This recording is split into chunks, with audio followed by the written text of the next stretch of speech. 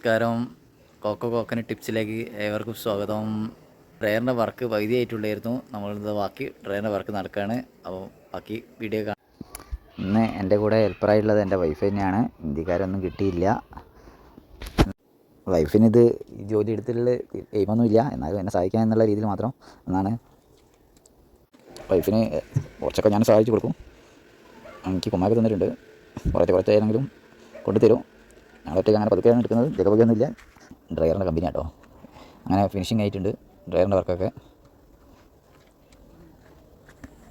ഈ ഹോൾസ് കൊണ്ട് ആരും സംശയിക്കേണ്ട. ഇത് അടക്ക ചെറിയ സാധനങ്ങളൊക്കെ ഉണക്കാനുള്ള സംവിധാനമാണ്.